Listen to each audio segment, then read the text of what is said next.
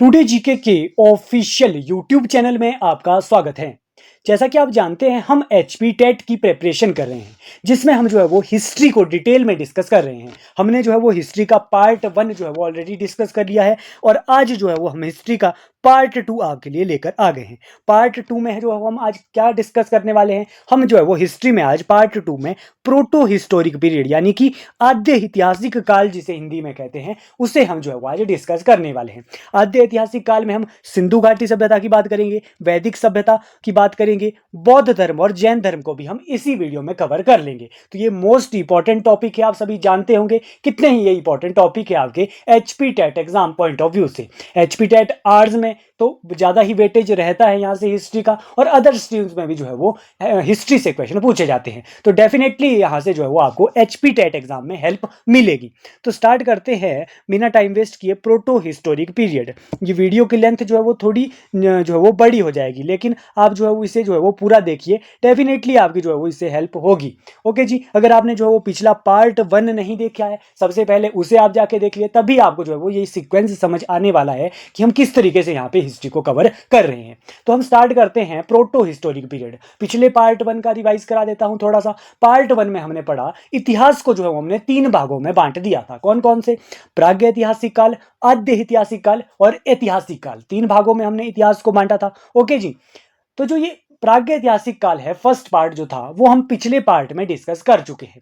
प्रागैतिहासिक काल में हमने पूरा पाषाण काल के बारे में पढ़ा, मध्य पाषाण काल के बारे में पढ़ा, नव पाषाण काल के बारे में पढ़ा, जिसका जो टाइम पीरियड था वो था 30,000 ईसा पूर्व से लेकर 2500 ईसा पूर्व तक की बात जो हमने की थी। जो समय जो ये टाइम था ये हमने प्रागैतिहासिक काल में कवर किया। और आज जो है हम आद्य ऐतिहासिक काल की बात कर रहे हैं, जिसका टाइम पीरियड आप नोट करेंगे कितना है, 2500 ईसा पूर्व से लेकर 600 ईसा पूर्व तक की हम जो है वो यहाँ पे बात कर रहे हैं कि इस टाइम पे जो है वो क्या क्या होता था। इतना पुराना ये टाइम पीरियड है, ईसा पूर्व की हम बात कर रहे हैं, 2500 ईसा पूर्व से लेकर 600 ईसा पूर्व। तो ये हम कहां पे बात करेंगे? प्रोटो हिस्टोरिक पीरियड में हम ये बात करने वाले हैं, जिसमें जो है हम इस प्रोटो हिस्टोरिक पीरियड को भी आप ध्यान रखेंगे, इसे भी जो है वो 2 भागों में बांटा गया है। कौन कौन से? एक है सिंधु घाटी सभ्यता और एक है वैदिक सभ्यता। देखिए, जो ये सिंधु घाटी सभ्यता है, इसका जो टाइम पीरियड रहता है ये है 2500 ईसा पूर्व से लेकर 1750 ईसा पूर्व, और जो वैदिक सभ्यता है वो हम 1500 ईसा पूर्व से लेकर 600 ईसा पूर्व तक पढ़ते हैं। यानी कि 600 ईसा पूर्व तक जो हम अध्ययन करते हैं इतिहास का, वो किसके अंडर हमने रखा है? प्रोटो हिस्टोरिक पीरियड के अंडर रखा है। तो सबसे पहले आप यही डिवीजन आप अपने ध्यान में रखिए कि हमने जो है वो इतिहास को 3 भागों में बांटा। उसके बाद हमने जो है वो आद्य ऐतिहासिक काल के बारे में आज बढ़ रहे हैं, उसको हमने फर्दर 2 भागों में जो है वो 2 पार्ट्स में डिवाइड कर लिया है। एक है सिंधु घाटी सभ्यता, एक है वैदिक सभ्यता। तो हम अब सबसे पहले हम सिंधु घाटी सभ्यता की बात जो है वो यहाँ पे करेंगे। सबसे पहले हम 2500 ईसा पूर्व से लेकर 1750 जो सिंधु घाटी सभ्यता का टाइम पीरियड है उसकी बात करेंगे, और लेटर जो है हम वैदिक सभ्यता पे जाएंगे। तो समझते हैं सबसे पहले सिंधु घाटी सभ्यता की। सिंधु घाटी सभ्यता क्या थी, क्या हम ये बात कर रहे हैं? देखिए, सिंधु घाटी सभ्यता, इंडस वैली सिविलाइजेशन। सबसे पहले टाइम नोट कीजिए, क्या टाइम पीरियड मैंने आपको बताया? टाइम पीरियड है 2500 ईसा पूर्व से लेकर 1750 ईसा पूर्व का जो टाइम पीरियड है वो हम इतिहास में क्या कहते हैं? सिंधु घाटी सभ्यता का जो है वो टाइम पीरियड है। ये सिंधु घाटी सभ्यता क्या थी? सिंधु घाटी सभ्यता का मीनिंग है कि जो सिंधु नदी है, आप जानते होंगे कि एक सिंधु नदी है। ओके जी, जो सिंधु नदी के आसपास का जो एरिया हमें देखने को मिलता है, उस एरिया में एक सभ्यता थी। जैसे हम देखते हैं कि जैसे आजकल हम जो है वो शहरों में रहते हैं ना, बिल्कुल जैसे हम आजकल शहरों में रहते हैं, उस टाइम में भी क्या थी? एक ऐसे ही नगर हुआ करते थे, यानी कि नगरीय एक सभ्यता थी। किस टाइम की हम बात कर रहे हैं? हम बात कर रहे हैं सिंधु 2500 ईसा पूर्व से लेकर 1750 ईसा पूर्व की बात हम कर रहे हैं। 2500 ईसा पूर्व से लेकर 1750 ईसा पूर्व की बात कर रहे थे। उस टाइम पे क्या होता था कि एक नगरीय सभ्यता, जैसे आजकल जो है वो लोग नगर में रहते हैं, शहरों में रहते हैं, उस टाइम पीरियड में, इतना पुराना हम टाइम पीरियड पढ़ रहे हैं, ईसा पूर्व का टाइम पीरियड, उस टाइम भी एक सभ्यता होती थी। क्या? उस सभ्यता का नाम था सिंधु घाटी सभ्यता। क्योंकि ये जो सभ्यता थी, जो ये नगरीय सभ्यता थी, ये कहाँ पे थी? सिंधु घाटी के नियर, ये हमें सिंधु नदी के नियर ये हमें देखने को मिलती थी, इसीलिए इसका नाम क्या है? सिंधु घाटी सभ्यता है। ओके, ये आप ध्यान रखेंगे। तो सबसे पहला पॉइंट आपको टाइम पीरियड आपके एग्जाम पॉइंट ऑफ व्यू से इंपॉर्टेंट होता है। पूछा जाता है कई बार कि सिंधु घाटी सभ्यता का टाइम पीरियड क्या है, 2500 ईसा पूर्व से लेकर 1750 ईसा पूर्व पूछा गया है एचपी टेट एग्जाम में। ओके, ये आप ध्यान रखेंगे। उसके बाद जो ये सिंधु घाटी सभ्यता थी, इसका कुछ अन्य नाम भी है, जैसे कि हड़प्पा सभ्यता आप ध्यान रखेंगे, क्योंकि हड़प्पा सभ्यता हम जानेंगे कि हड़प्पा जो है वो प्रथम स्थल था, कि हमने जो है वो सबसे पहला स्थल खोजा था, कि हड़प्पा पहला स्थल था जो कि सिंधु घाटी सभ्यता का खोजा गया था, कि इस तरीके की भी कोई सभ्यता थी। ये जो पहला स्थल खोजा गया था हड़प्पा से, जो है वो सबसे पहले साक्ष्य मिले थे कि सिंधु घाटी सभ्यता भी जो है वो इस टाइम पे होती थी। तो पहले स्थल कौन सा है, हड़प्पा सभ्यता, जिसके कारण सिंधु घाटी सभ्यता को हड़प्पा सभ्यता कहते हैं। ये आप पॉइंट नोट करेंगे। कांस्य युगीन सभ्यता भी जो है वो इसे कहते हैं सिंधु घाटी सभ्यता को। क्यों कहते हैं, क्योंकि जो है वो इस टाइम पीरियड पे, इस जो ये हम टाइम पीरियड पढ़ रहे हैं 2500 ईसा पूर्व से लेकर 1750 ईसा पूर्व, इस टाइम क्या होता है, कांसे की खोज हो जाती है। कांसा क्या है, कांसे को जो है वो इंग्लिश में ब्रोंज कहते हैं। ब्रोंज की जो है वो खोज, एक धातु है ब्रोंज, उसकी जो है वो खोज इस टाइम पीरियड पे होती है, इसीलिए इसे कांस्य युगीन सभ्यता कहते हैं। और ये एक प्रथम नगरीय सभ्यता है। मैंने आपको बताया नगर में जैसे आजकल लोग रहते हैं, उस तरीके से इस टाइम पीरियड पे जो है वो ये सभ्यता होती थी सिंधु नदी के किनारे। तो ये आप ध्यान रखेंगे, ये एक तरीके की कैसी सभ्यता है, नगरीय सभ्यता है। पूछा जा सकता है कि सिंधु घाटी सभ्यता कैसी सभ्यता थी, क्या ये ग्रामीण सभ्यता थी, कि जैसे गाँव में जो है वो होते थे पहले, जैसे गांव की सभ्यता है, या फिर नगरीय सभ्यता है। तो ये सिंधु घाटी सभ्यता है कि नगरीय सभ्यता है। ओके, ये पॉइंट ध्यान रखिए। तो ये सिंधु घाटी सभ्यता है कि इस तरीके की सभ्यता कभी होती थी इस टाइम पीरियड पे 2500 ईसा पूर्व से लेकर 1750 ईसा पूर्व। इसकी खोज कब हुई कि इस तरीके की सभ्यता होती थी, तो इसकी खोज होती है 1921 में। कौन करता है खोज, जॉन मार्शल की अध्यक्षता में जो है वो भारतीय दयाराम साइनी जो है वो इस सिंधु घाटी सभ्यता की खोज करते हैं। ओके, कब कर होती है, 1921 में। दयाराम साइनी, ये एक भारतीय थे दयाराम साइनी, किसकी अध्यक्षता में करते हैं, जॉन मार्शल की अध्यक्षता में ये जो है वो सिंधु घाटी सभ्यता की जो है वो खोज करते हैं। तो जो आईवीसी मैंने आपको लिखा है, आईवीसी का मीनिंग है सिंपल सा, इंडस वैली सिविलाइजेशन। सिंधु घाटी सभ्यता को इंग्लिश में ये कहते हैं। तो आप कंफ्यूज नहीं होंगे कि ये आईवीसी क्या लिखा है। तो ये आईवीसी है। सिंधु घाटी सभ्यता को खोजे जाने वाला प्रथम नगर कौन सा है, हड़प्पा। मैंने आपको बताया किसने ये खोजा, ये खोजा था भारतीय, कौन थे, दयाराम साइनी ने ये खोजा था। कब खोजा था, 1921 में। कि 1921 में ये पता चला था कि जो ये सिंधु घाटी सभ्यता का टाइम पीरियड है 2500 ईसा पूर्व से लेकर 1750 ईसा पूर्व, किस टाइम पे एक सभ्यता होती थी, नगरीय सभ्यता थी। इसके साक्ष्य कहाँ पे मिले हैं, सबसे पहले हड़प्पा में मिले हैं। किसने खोजे, दयाराम साइनी ने खोजे। किसकी अध्यक्षता में, जॉन मार्शल की अध्यक्षता में। ये पॉइंट आप नोट कीजिए। ओके जी, ये जो मैंने आपको पॉइंट्स यहाँ पे लिखे हैं, टू द पॉइंट ये जो है वो लिखा गया है। क्वेश्चन आएगा आपको एज इट इज, इन्हीं पॉइंट से आपसे क्वेश्चन पूछा जाएगा, ये आप ध्यान रखेंगे। तो एक एक पॉइंट यहाँ से आज इस वीडियो का इंपॉर्टेंट होने वाला है। जो ये सिंधु घाटी जो सभ्यता थी, ये ऐसा नहीं है कि भारत में ही थी, ये जो है वो 3 देशों में फैली हुई थी। कौन कौन से, सबसे पहले जो ये टाइम पीरियड है बहुत साल पहले का ये बात है, तो इंडिया में ये सभ्यता होती थी। पाकिस्तान में आप देखते हैं कि सिंधु नदी पाकिस्तान में भी जाती है, तो सिंधु नदी के आसपास का एरिया आप याद रख सकते हैं, इंडिया में, पाकिस्तान में और अफगानिस्तान में। तो ये 3 देशों में ये सिंधु घाटी सभ्यता फैली थी। तो ये पॉइंट आप नोट करके रखेंगे। ओके जी, तो हमने अभी तक क्या क्या पढ़ा, सिंधु घाटी सभ्यता का टाइम पीरियड पढ़ा। ओके, सिंधु घाटी सभ्यता का नाम हड़प्पा सभ्यता है, कांस्य युगीन सभ्यता थी, और ये एक प्रकार की नगरीय सभ्यता है। खोज किसने की, 1921 में दयाराम साइनी ने की। कौन सा स्थल खोजा, हड़प्पा स्थल खोजा। ये जो हड़प्पा सभ्यता है, सिंधु घाटी सभ्यता है, ये 3 देशों में फैली है। कौन कौन से, भारत, पाकिस्तान, अफगानिस्तान। ये आप नोट कीजिए। नेक्स्ट हम बात करते हैं जो ये हड़प्पा। अब हम जो है वो सिंधु घाटी सभ्यता के कुछ स्थल कि जहाँ से जो है वो जानकारी मिलती है कि इस प्रकार की सभ्यता होती थी। तो स्थल जो है वो यहाँ से जो है वो मिले हैं। कुछ स्थल है जैसे कि हम, जो कि आपके HP TET exam point of view से मोस्ट इंपॉर्टेंट है, क्योंकि सिंधु घाटी सभ्यता से क्वेश्चन पूछा जाता है, तो सिंधु घाटी सभ्यता के स्थलों से ही जो है वो मैक्सिमम बार क्वेश्चन पूछा गया है।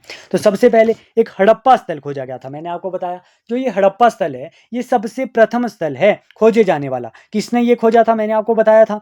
तो जो ये स्थल है, ये खोजा था भारतीय दयाराम साइनी ने। किसकी अध्यक्षता में, जॉन मार्शल की अध्यक्षता में जो है वो ये स्थल जो है वो खोजा गया था। तो ये पॉइंट आपको जो है वो ध्यान होना चाहिए कि जो है वो हड़प्पा क्या था, सबसे पहले खोजे जाने वाला स्थल था। 1921 में ये स्थल खोजा गया दयाराम साइनी के द्वारा। पूछा जाता है कि हड़प्पा जो है वो कौन सी नदी के किनारे है, हड़प्पा रावी नदी के किनारे है, और प्रेजेंटली ये पाकिस्तान के मोंटेगोमरी जिले में है। तो सबसे पहला स्थल आप हड़प्पा सभ्यता के बारे में इतनी जानकारी याद रखिए, डेट याद रखिए कब खोजा गया, किसने खोजा गया, कौन सी नदी के किनारे है, रावी नदी के किनारे है, और प्रेजेंटली कहाँ पे है। ये सबसे पहले पॉइंट आपको ये याद होने चाहिए। आप जानते होंगे कितने मोस्ट इंपॉर्टेंट ये पॉइंट है। नेक्स्ट हम देखते हैं दूसरा स्थल सिंधु घाटी सभ्यता का मोहनजोदड़ो। मोहनजोदड़ो आपने जो है वो मूवी भी देखी होगी। जो मोहनजोदड़ो है ये सिंधु घाटी सभ्यता का सबसे बड़ा स्थल था।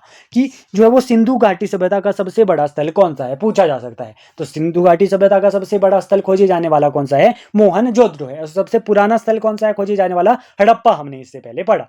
कब ये खोजा गया मोहनजोदड़ो, 1922 में जो है वो मोहनजोदड़ो की जो है वो खोज हुई।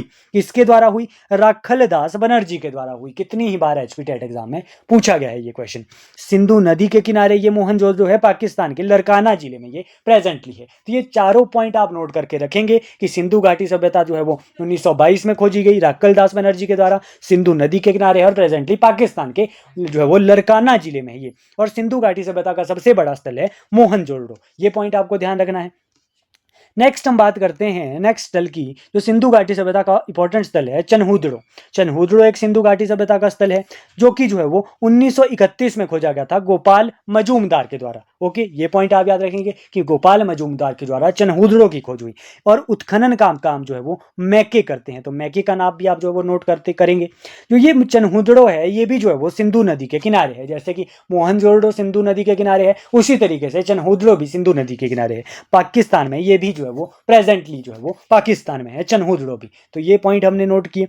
नेक्स्ट हम बात करते हैं नेक्स्ट स्थल की। नेक्स्ट स्थल है रोपड़। रोपड़ के बारे में बात करते हैं। रोपड़ भी एक सिंधु घाटी सभ्यता का इंपॉर्टेंट स्थल है। रोपड़ से क्वेश्चन पूछा जाता है कि कब खोज हुई, 1953 में हुई। किसके द्वारा खोज की गई, तो यज्ञदत्त शर्मा के द्वारा जो है वो खोज हुई रोपड़ की। रोपड़ कहाँ पे है, रोपड़ है प्रेजेंटली पंजाब में, इंडिया में है रोपड़, सतलुज नदी के किनारे है। तो ये नदी और जो है वो कौन से राज्य में है, ये पॉइंट तो आप कभी नहीं भूलेंगे। और किसने खोज की, ये सभी इंपॉर्टेंट पॉइंट है, जो है वो प्रीवियसली पूछे गए यहाँ से क्वेश्चन है, तभी मैं आपको ये जो टॉपिक है डिटेल में जो है वो करवा रहा हूँ। नेक्स्ट हम बात करते हैं कालीबंगन। कालीबंगन भी एक सिंधु घाटी सभ्यता का जो है वो इंपॉर्टेंट स्थल था। 1953 में इसे खोजा गया, नहीं सॉरी 1951 में इसे खोजा गया। यहाँ पे जो है वो मिस प्रिंट हुआ है, 1951 में जो है वो कालीबंगन की खोज हुई थी। ये आप काट दीजिए। ओके, राजस्थान में कालीबंगन है प्रेजेंटली और घग्गर नदी के किनारे है। ये सभी पॉइंट आपको ध्यान में रखने हैं। बार बार प्रैक्टिस कीजिए, बार बार जो वो रिवाइज कीजिए, आपको ऑटोमेटिकली याद हो जाएंगे कि कौन से राज्य में है, कौन सी नदी के किनारे है। ओके, नेक्स्ट हम बात करते हैं। नेक्स्ट जो स्थल है वो है गुजरात का लोथल।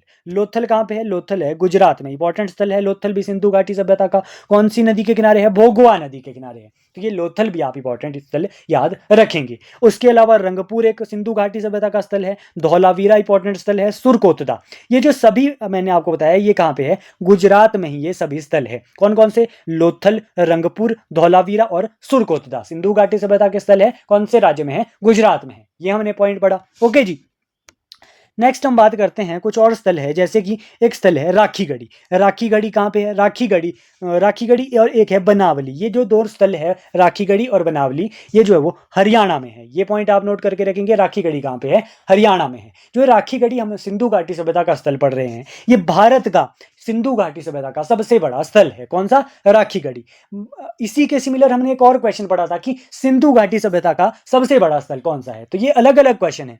सिंधु घाटी सभ्यता का सबसे बड़ा स्थल है मोहनजोदड़ो, जो कहां पे है, पाकिस्तान में है। लेकिन अगर आपसे भारत में पूछे कि भारत में सबसे बड़ा स्थल कौन सा है, तो है राखीगढ़ी। कहां पे है, हरियाणा में जो है वो ये स्थित है। तो ये सभी पॉइंट आपको ध्यान होने चाहिए। नेक्स्ट हम बात करते हैं, एक स्थल है आलमगीरपुर। आलमगीरपुर कहाँ पे है, यूपी में ये आलमगीरपुर है, हिंडन नदी के किनारे है। इसकी खोज भी जो है वो यज्ञदत्त शर्मा जी करते हैं। यज्ञदत्त शर्मा जी, हमने रोपड़ की जो है वो खोज भी जो है वो यज्ञदत्त शर्मा जी ने की थी। रोपड़ कहाँ पे था, पंजाब में है। और जो ये आलमगीरपुर है ये कहाँ पे है, यूपी में है, हिंडन नदी के किनारे। तो ये हमने कुछ इंपॉर्टेंट स्थल देखे किसके, सिंधु घाटी सभ्यता के, जहां से हमें क्या मिले हैं, साक्ष्य मिले हैं कि सिंधु घाटी सभ्यता कि यहाँ पे हमें कुछ जो है वो बिल्डिंग्स मिली है, जिससे हमें ये साबित होता है कि यहाँ पे एक नगरीय सभ्यता थी, सिंधु घाटी सभ्यता थी। तो ये आपको पॉइंट ध्यान रखने हैं। एचपी टेट एग्जाम में पूछा जाता है कि कौन सा स्थल जो है वो सबसे पुराना स्थल है। तो हड़प्पा सभ्यता हमने पढ़ा, किसने की खोज, दयाराम साइनी ने की। जो ये 3-4 स्टार्टिंग में है ये तो मोस्ट इंपॉर्टेंट है, पूछे जाते हैं। हड़प्पा से क्वेश्चन बनता है, लोथल से क्वेश्चन बनता है, मोहनजोदड़ो से क्वेश्चन बनता है, बने हुए हैं प्रीवियसली ये। ओके, तो ये आपको ध्यान होने चाहिए। और अगर यहाँ से और भी अगर डिटेल में पूछा जाए क्वेश्चन तो वो भी हम यहाँ से डिस्कस कर लेंगे। वीडियो यहाँ पे लेंथ बड़ी होगी, लेकिन आप जो है वो इसे पार्ट में देख लीजिए, आप इसे अपने अकॉर्डिंग देख सकते हैं। फर्स्ट जो है वो आप सिंधु घाटी सभ्यता एक दिन देख लीजिए, उसके बाद आप वैदिक सभ्यता देख लीजिए, लेकिन हम तो यहाँ पे एक ही वीडियो करने वाले हैं। वीडियो पसंद आ रही है, वीडियो को लाइक कीजिए और ज़्यादा से ज़्यादा कमेंट कीजिए। देखिए और क्या क्वेश्चन यहाँ पे सिंधु घाटी सभ्यता के पूछे जा सकते हैं। अगर डिटेल में यहाँ पे सिंधु घाटी सभ्यता के स्थलों से पूछा जा सकता है तो क्या क्वेश्चन बन सकता है कि हड़प्पा, हमने स्थल पढ़ा है हड़प्पा, हड़प्पा कमेंट बॉक्स में बताइए किसने की थी खोज और कब की थी। यह आपका कमेंट आना चाहिए, हड़प्पा कि किसने खोज की थी और कब की थी, आपको याद हो जाएगा। अगर डिटेल में यहाँ से क्वेश्चन पूछा जाए हड़प्पा से कि हड़प्पा से हमें और किस किस चीज़ के जो है वो साक्ष्य मिले हैं कि सिंधु घाटी सभ्यता यहाँ पे थी, तो हड़प्पा से जो है हमें एक साक्ष्य मिले हैं ग्रीड पद्धति के नगर। ग्रीड पद्धति क्या होती है? ग्रीड पद्धति के नगर के साक्ष्य मिले हैं, यानी कि ग्रीड पद्धति जैसे ये आपको दिख रहा है कि इस तरीके से जो है वो रोड हमें जो है वो यहाँ पे जो है वो हड़प्पा में देखने को मिले हैं, पाकिस्तान में हड़प्पा में इस तरीके से रोड की व्यवस्था थी और यहाँ पे जो है वो घर थे, इस प्रकार से जो है वो घर जो है वो बनाए गए थे यहाँ पे हड़प्पा से जो हमें साक्ष्य मिले हैं। तो ऐसे स्थल कहाँ पे होते हैं? ऐसे जो है वो शहरों में हम आमतौर पे देखते हैं, इस प्रकार की सड़क, इस प्रकार की बिल्डिंग, दरवाजे जो है वो सड़कों की तरफ खुलते थे। तो इस तरीके की जो सिस्टम है, इस तरीके की जो व्यवस्था है, ये एक तरीके से शहर की व्यवस्था है। इसीलिए हम कहते हैं कि सिंधु घाटी सभ्यता एक नगरीय सभ्यता थी। हड़प्पा से ये ग्रीड पद्धति के नगर बने हैं। ग्रीड पद्धति मैंने आपको बताया जिसमें इस तरीके का सिस्टम होता है, तो इससे जो है वो ग्रीड पद्धति के नगर कहते हैं। ये आपको ध्यान हो गया कि हड़प्पा से क्या मिला है? ग्रीड पद्धति के जो है वो नगर मिले हैं। और क्या मिला है? और जो है वो हड़प्पा से जले हुए गेहूं और जौ के साक्ष्य मिले हैं। क्या मिले हैं? जले हुए गेहूं और जौ के साक्ष्य मिले हैं। तांबे की इक्का गाड़ी मिली है। इक्का गाड़ी आप समझ सकते हैं, बैलगाड़ी से भी आप रिलेट कर सकते हैं। कौन से धातु की? तांबे की धातु की जो वो इक्का गाड़ी मिली है। R37 कब्रिस्तान मिला है। कब्रिस्तान के साक्ष्य भी जो है वो R37 कब्रिस्तान कहाँ से मिला है? हड़प्पा से मिला है। देखिए कितने मॉडर्न वो लोग होंगे। कब्रिस्तान भी उस टाइम पे होता था, नगर होते थे, ओके, सड़कें होती थी। तो ये सभी जो है वो हड़प्पा की हम बात कर रहे हैं, हड़प्पा स्थल की। सबसे अधिक अभिलेख युक्त जो मुहरे हैं वो भी हमें हड़प्पा स्थल से मिली है। तो ये सभी पॉइंट आपको ध्यान रखने हैं। अगर डिटेल में क्वेश्चन बनता है हड़प्पा से तो यहीं से क्वेश्चन बनेगा, ओके। तो ये सभी चीजें हमें हड़प्पा से देखने को मिली है, तो ये हमें जो है वो ध्यान रखना है। नेक्स्ट हम बात करते हैं मोहनजोदड़ो की। मोहनजोदड़ो इंपॉर्टेंट स्थल है, यहाँ से तो डिटेल में क्वेश्चन पूछा जाता है। मोहनजोदड़ो से क्या क्वेश्चन बनता है कि इंडस वैली सिविलाइजेशन का बगीचा किसे कहते हैं? यानी कि सबसे बड़ा जो है वो अन्नागार, ग्रेट ग्रीनरी जो है वो यहाँ से मिली है। पूछा जाता है ये क्वेश्चन कि सबसे बड़ा अन्नागार जो है वो सिंधु घाटी सभ्यता के कौन से स्थल से मिला है? तो मोहनजोदड़ो से मिला है। मोहनजोदड़ो को जो है वो सिंधु घाटी सभ्यता का बगीचा कहा जाता है। सबसे बड़ी इमारत है ये ग्रेट ग्रीनरी, ये आप ध्यान रखेंगे सिंधु घाटी सभ्यता की। एक विशाल स्नानागार भी मिला है। देखिए बाथरूम भी उस टाइम पे लोग यूज करते थे, इतने पुराने समय में भी, इसीलिए हम ये नगरीय सभ्यता कह रहे हैं। एक जो है वो मोस्ट इंपॉर्टेंट पॉइंट सिंधु घाटी सभ्यता में मोहनजोदड़ो से पूछा जाता है कि कांसे की नर्तकी की मूर्ति जो है वो सिंधु घाटी सभ्यता के कौन से स्थल से मिली है? कांसे की मूर्ति जो है वो, नर्तकी की मूर्ति जो है वो, ये भी मोहनजोदड़ो से मिली है। पुजारी की एक मूर्ति मिली है, नटराज की मूर्ति मिली है, ये सभी मोहनजोदड़ो से मिली है। पशुपति महादेव की मोहर भी मोहनजोदड़ो से मिली है। श्रृंगी बैल आकृति वाली मोहर भी मोहनजोदड़ो से मिली है। और मोहनजोदड़ो, एक इंपॉर्टेंट क्वेश्चन पूछा गया है एचपी टेट एग्जाम में कि मोहनजोदड़ो को जो है वो पिग्गट ने हड़प्पा की जुड़वा राजधानी कहा था। हड़प्पा की जुड़वा राजधानी क्यों कहा था? क्योंकि जो ये हड़प्पा की तरह ही जो है वो स्थल जो है वो मोहनजोदड़ो से भी मिले थे, क्योंकि बहुत जो है वो सबसे बड़ा स्थल है मोहनजोदड़ो, इसीलिए पिग्गट ने जो है वो, हड़प्पा एक इंपॉर्टेंट स्थल था, सिंधु घाटी सभ्यता का सबसे पहले खोजे जाने वाला स्थल था, तो हड़प्पा से कंपेयर किया है मोहनजोदड़ो को। किसने? पिग्गट को। किसकी राजधानी कहा है हड़प्पा को? मोहनजोदड़ो की जो है वो राजधानी, जुड़वा राजधानी जो है वो कहा है। किसने कहा है? पिग्गट ने कहा है। ये सभी पॉइंट आपको डायरेक्टली इनडायरेक्टली पूछे जा सकते हैं सिंधु घाटी सभ्यता से। नेक्स्ट हम बात करते हैं नेक्स्ट स्थल की, रोपड़। रोपड़ जो है वो कहाँ पे है? रोपड़ पंजाब में है। यज्ञदत्त शर्मा जी ने जो है वो इसकी जो है वो खोज की थी। यहाँ रोपड़ से क्या क्वेश्चन बनता है? रोपड़ से क्वेश्चन बनता है कि स्वतंत्रता के बाद सर्वाधिक स्थल कहां से मिले थे? तो स्वतंत्रता के बाद जो है वो सिंधु घाटी सभ्यता के जो सबसे ज्यादा स्थल खोजे गए थे वो रोपड़ से ही खोजे गए थे। तो ये पॉइंट डायरेक्टली यहां से नोट कर लीजिए, ओके। एक है कालीबंगन। कालीबंगन इंपॉर्टेंट स्थल है। कालीबंगन जो है वो कहाँ पे है, ये आप जो है वो आपको पता होना चाहिए। कालीबंगन हमने जो है वो अभी बात की थी। कालीबंगन कहाँ पे था, कालीबंगन हमने राजस्थान में पढ़ा था, घग्गर नदी के किनारे।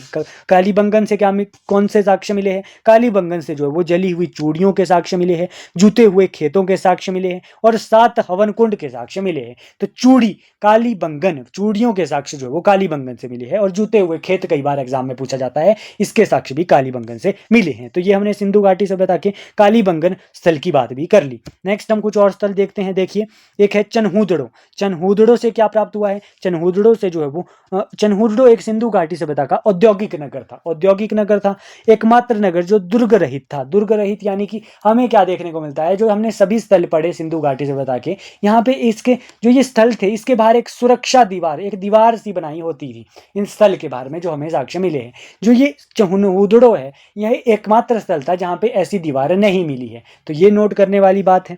यहाँ पे जो चनहूदड़ो है, यहाँ पे जो है सौंदर्य स्थल जो है वो लड़कियों के देखने को मिले हैं। कैसे सौंदर्य स्थल, जैसे कि लिपस्टिक हो गया, कागज, कंघा, ये सभी लड़कियों के समान है, सौंदर्य स्थल है, सौंदर्य साधन है।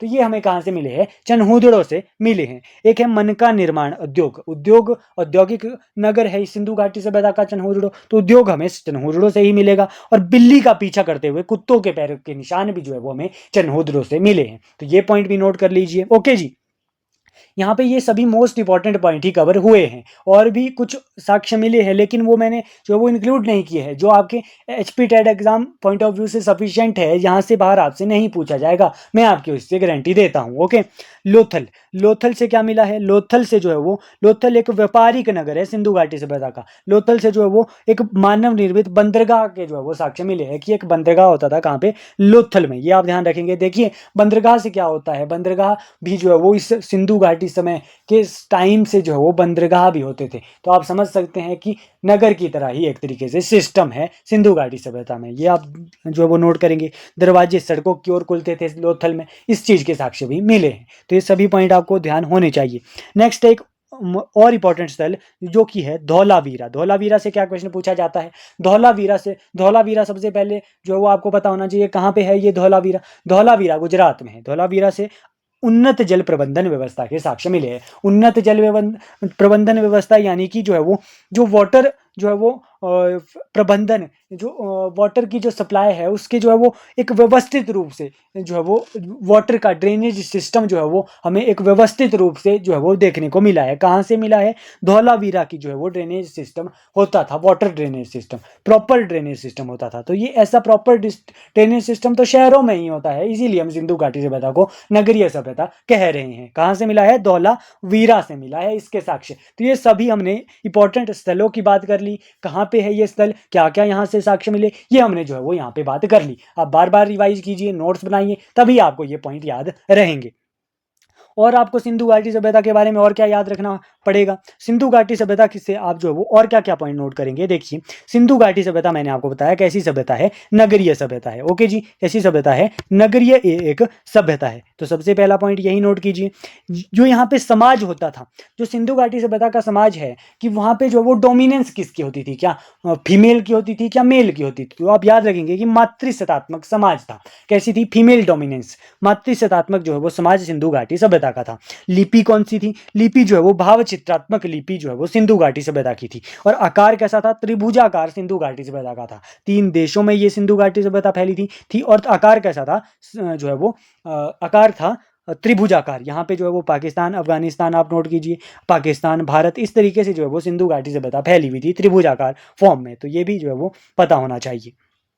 मैंने आपको बताया सिंधु घाटी सभ्यता के टाइम में जो है वो कांसा धातु भी जो है वो इन्वेंशन हो गई थी। कांसा धातु जो है वो कांसा धातु की जो है वो खोज हो गई थी। कांसा होता है ब्रॉन्ज, कॉपर और टीन का एक एलॉय है कांसा। ओके, जो सिंधु घाटी सभ्यता है वहाँ पे जो है वो एक कुबड़ वाला बैल या फिर जिसे श्रृंग युक्त पशु भी कहते हैं, उसे जो है वो पवित्र पशु इस टाइम पे माना जाता है। कुबड़ वाला बैल को क्वेश्चन पूछा गया है एचपी टेट एग्जाम में। या फिर जिसे वृषभ की भी कहते हैं, कुबड़ वाला वृषभ या फिर श्रृंग युक्त पशु। तो ये जो है वो पवित्र पशु होता था सिंधु घाटी सभ्यता के टाइम का। टाइम कौन सा टाइम, 2500 ईसा पूर्व से लेकर 1750 ईसा पूर्व की हम बात कर रहे हैं। मुख्य व्यवसाय क्या होता था, लोग क्या करते थे इस टाइम पे, तो कृषि करते थे लोग इस टाइम पे। ये बात भी नोट कर लीजिए। हम जब अभी वैदिक सभ्यता के बारे में बात करेंगे कि वैदिक सभ्यता में जो है वो लोग क्या करते थे, जो है वो कैसी जो है वो समाज होती थी, कैसी सभ्यता थी, क्या नगरीय सभ्यता थी वैदिक सभ्यता, तो हम ये कंपेयर करते हुए आगे चलेंगे। ओके, तो ये सभी पॉइंट आपको नोट करने हैं कि सिंधु घाटी सभ्यता का समाज मातृसत्तात्मक था, भाव चित्रात्मक लिपि थी,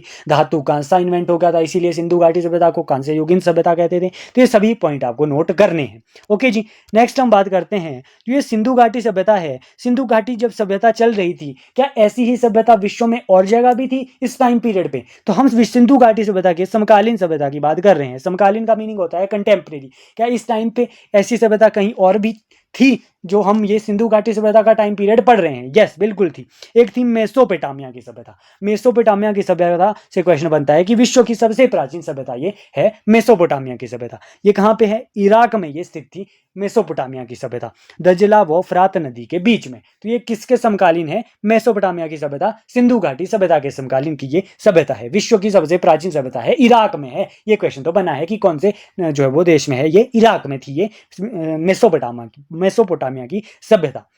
एक थी मिस्र की सभ्यता भी इस दौरान। मिस्र की सभ्यता से क्वेश्चन बन सकता है कि कौन सी नदी के किनारे थी? तो नील नदी के किनारे थी, मिस्र में थी। इस टाइम की हम ये बात कर रहे हैं, सिंधु घाटी सभ्यता के टाइम की बात। तो हमने जो है वो ये आज सिंधु घाटी सभ्यता के बारे में ये सभी पॉइंट जो है वो नोट कर लिए, जो है वो डिटेल में समझ लिए कि क्या क्या यहाँ से क्वेश्चन आपके एचपी टेट एग्जाम में पूछे जा सकते हैं। देखिए एक बार फिर से रिवाइज कर लेते हैं। सिंधु घाटी सभ्यता हमने कवर कर लिया है, फिर से एक बार जल्दी से क्विक रिवीजन कर लेते हैं कि हमने क्या क्या जो है वो जाना सिंधु घाटी सभ्यता के बारे में। ओके जी, देखिए सिंधु घाटी सभ्यता में हमने देखा कि सिंधु घाटी सभ्यता आद्य ऐतिहासिक काल का एक जो वो पार्ट है। क्या टाइम पीरियड है? 2500 ईसा पूर्व से लेकर 1750 ईसा पूर्व। इंग्लिश में इंडस वैली सिविलाइजेशन इसे कहते हैं। ओके जी, इंडस वैली सिविलाइजेशन का अन्य नाम हमने पढ़ा हड़प्पा सभ्यता, कांस्य युगीन सभ्यता।